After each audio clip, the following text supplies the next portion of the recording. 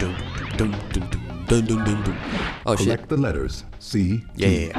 Hello everyone, Crystal Fisher here. Welcome back to Crash Cove, Ruse Tubes, Mystery Caves, and Sewer Speedway. Probably in that order. Today, I am listening to people talk outside this room. No, not really.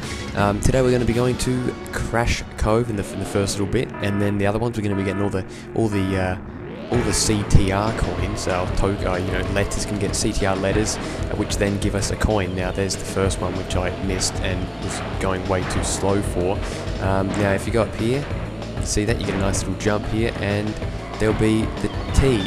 There we go, and probably should have done that. That puts us straight into 7th place. Excellent. So now I've only got 2 more to go. Pretty much once you get all the letters, then you just go along along the race, just trying to catch up. So I'd say the trick is try and get them all in the first lap, so then you can just take the race as normal. There's the C. The C is actually the easiest one, even though it looks like the most difficult one. Hey, look, we got our thing. I didn't want to get one of those because it would make it look like we're weak, but oh well. Right, ready? There's the R, and thanks to that one being too fast. Oh, and we got our first. Jesus, we are breaking. We are, breaking the whatever something. We're doing something in this part. So yeah, these ones here, these CTR challenges are probably the most difficult of the 3 challenges. Like normal race and what was I doing? That wasn't focusing. Yeah, they're the most difficult of the of the challenge types. Like normal races are just pretty normal. As like that. Relics are, it's all about focusing on getting the right speed and getting the right boxes. So that I personally see that as pretty easy. But then this challenge here, where you've really got to kind of focus, I think that's where it gets difficult. However, having access to things like this really definitely help. Oh, there you go. There's a little shortcut. Now you actually can go over onto that boat. Now bear in mind, it's nowhere near as awesome as Speed Freaks. That game takes the cake for like interactive environments. I mean, like there'd be like these bloody, there'd be like these, what are they called? Like machine or like hot air balloons moving around, like other little things moving around, like in the level. It's incredible, really. Now. Just because I think that there's no point, you might as well speed up this shit here, because, at the end of the day, it's just a loading screen.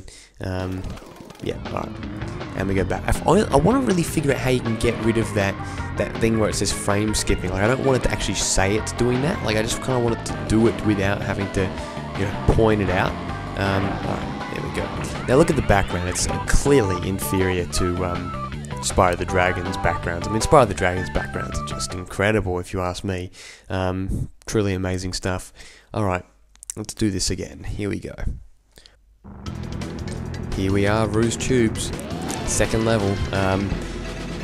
Yeah, this one's a bit more difficult, mainly because there's some really annoying, like, half jumps you have to do. Like, you really got to get the jump specific, which I hate. That's the worst thing about it. It was the worst thing about CNK as well.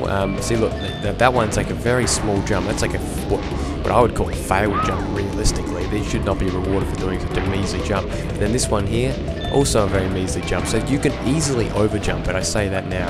Now let's watch this. That is what a bloody weapon is meant to do. Shit. Now that happened the very last time I played this, in like 2010. So alright, let's get this. Come on. Now ready? Watch this. Ready? I will shoot forward, and it will hit.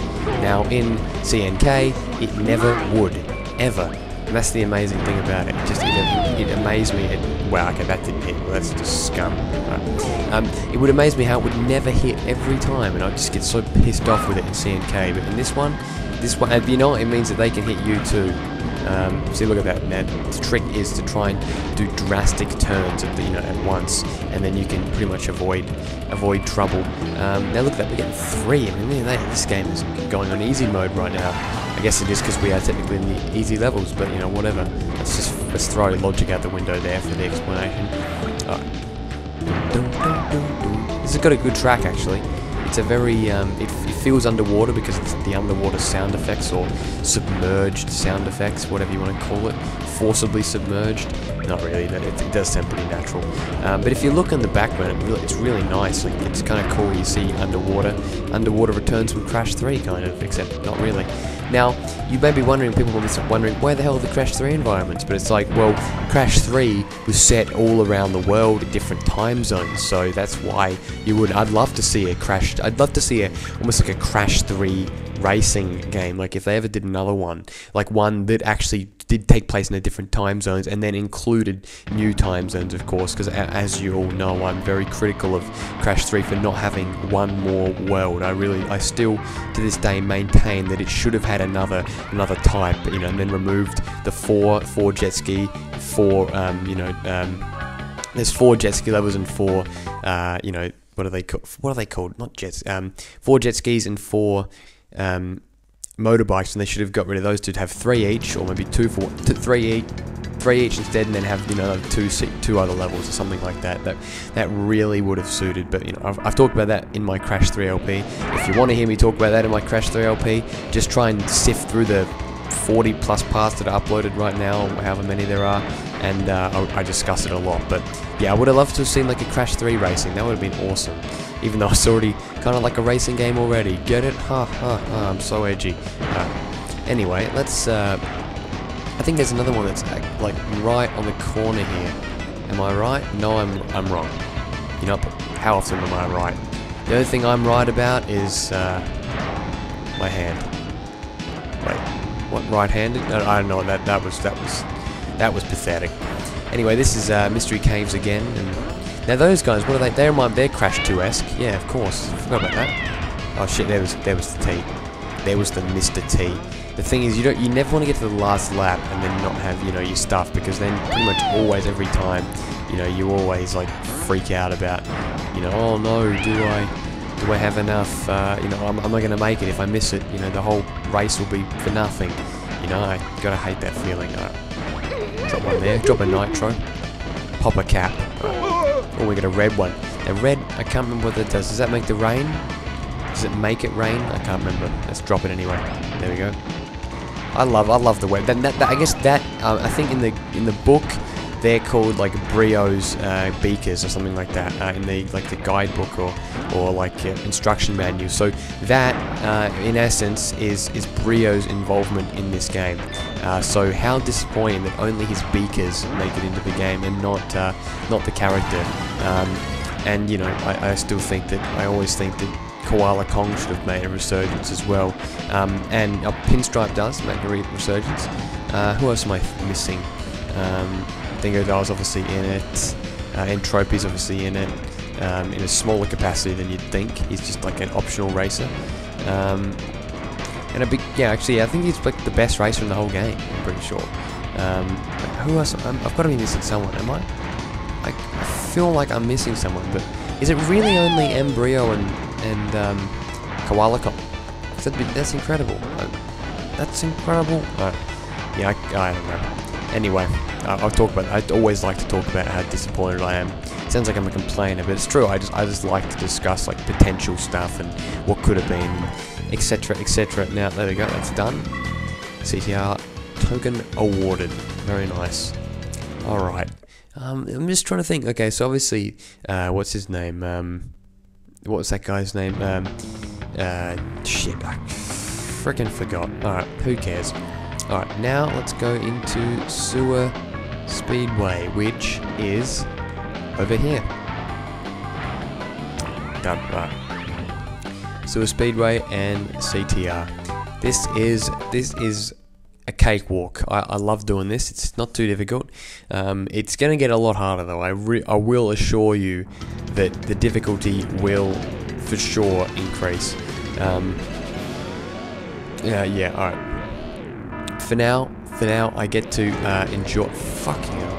For now, I get to enjoy the game and, you know, kind of just calm it down and just commentate on it and not have to be focused too much on doing everything perfectly, because, you know, then I'll lose, you know. I guess that was in a way one saving grace of the